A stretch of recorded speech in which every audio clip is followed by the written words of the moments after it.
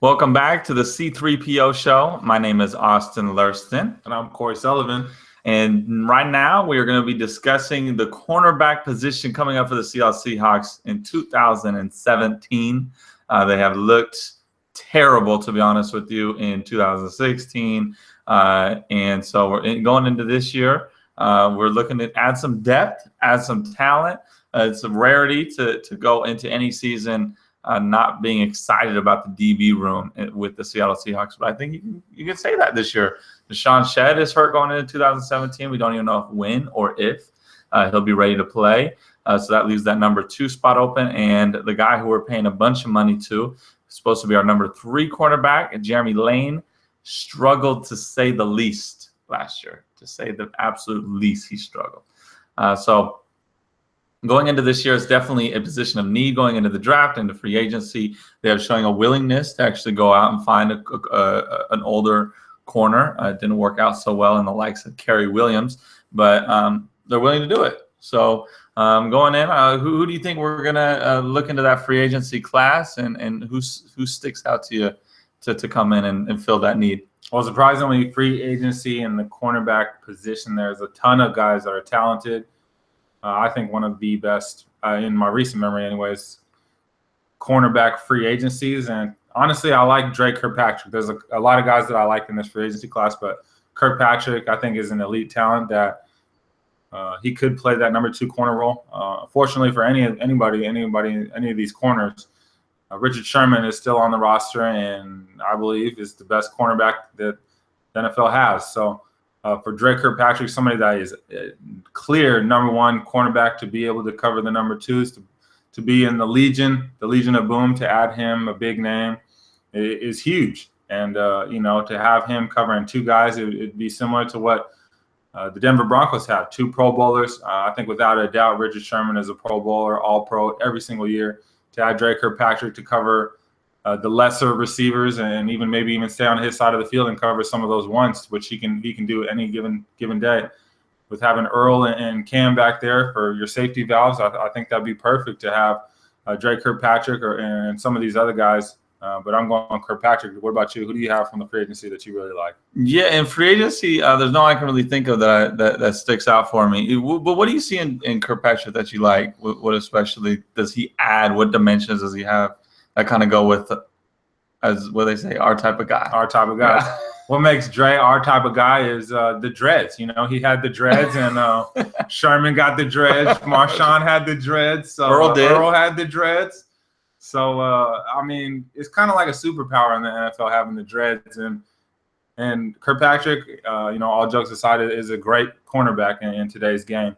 He can lock down the number 1s. He can press. He can play man zone. Not the greatest receiver. I don't think that – or not the receiver, greatest corner. I don't think that you can argue that he's, the best, the number 1, Patrick Peterson and some of these other guys are up there with Sherman as potentially the best. But – a 1B guy, somebody that's not going to hurt you, covering Antonio Browns and those better receivers. Off the top of my head, we don't really have outstanding receivers in our division. Larry Fitzgerald, obviously one of the legendary receivers in the game. Who's getting up there in age. But, he's getting up there in age, and, most of the time is covered by Sherman, or I don't see any of the Rams or any of the 49er receivers that scare, but it's been our strength, and I think having a talent like Dre Kirkpatrick would keep our strength. I hate teams that try to work on other things, and where you are and the type of game that you play. I think Kirkpatrick fits that mold. That Deshaun Shedd obviously will not be playing this next year, and we know that Jeremy Lane, he simply can barely cover 3s. It was a bad year for him. Would hate to see him cover 2s. I would hate to see him. Us have to rely on him. Especially in the big games, we'll face Aaron Rodgers, we'll face Cam Newton, and potentially even face the Patriots. And I just don't see them not picking on Jeremy Lane. So, do you want us to cut Jeremy Lane, or do you think you want to give him another shot at that 3 position? I'm all for giving guys other shots. It's a second chance. So yeah. This is an America thing. I'm all for it. I'm all for that, but at a smaller cost, if you will. I like bringing in guys and keeping guys that know the team and have chemistry with the teammates. I think that's a big thing that people overlook. This isn't Madden. We're not playing a video game. You really have to eat dinner and travel and sleep next to these guys on planes and in hotels and whatnot. So, yeah, I'm all for, keeping him around. I think the guys around him like him. I think the secondary, they're all good guys, but they know it's a business. And right now, I don't think that they can get business done with Jeremy Lane being the number 2. So, it's something that I think that he needs to prove. There's some other positions that I think guys need to prove, but as we talk about cornerbacks and our secondary, I think, our top three of the Legion is pretty down packed. And I think Drake Kirkpatrick could fill that role. Yeah, I mean, one guy that just kind of pops into mind, just maybe would be a Prince Amukamara. He got drafted by the Giants, a former Nebraska Cornhusker. Yes, and a Prince, a real living life, no joke, no game. He's a Prince. So it'd always be great to have a Prince, and I think he's one of those guys that even if he does struggle, I don't think we're gonna look at him as the long-term solution. And he could even help with some depth issues that we have. Maybe put him at the 3 because he's not going to go anywhere and be a number 1 guy. So that's the one guy I look at. So that's what we got for you, free agency. Now going into the NFL draft, we haven't. Cornerback is one of those positions where you really like to see the more of the scouting report, get the combine numbers, whether it's 40 times, but we don't have much of that information right now. But with that being said, who is out there that the highlight tape is telling you something? Well, I mean, I'll tell you guys because I'm sure Austin is tired of hearing me say his name through text message, through personal, just talking on the phone or whatnot. But Adoree Jackson, I don't know how many times I have to tell everybody Adoree Jackson is going to be the truth. I hear like an echo now.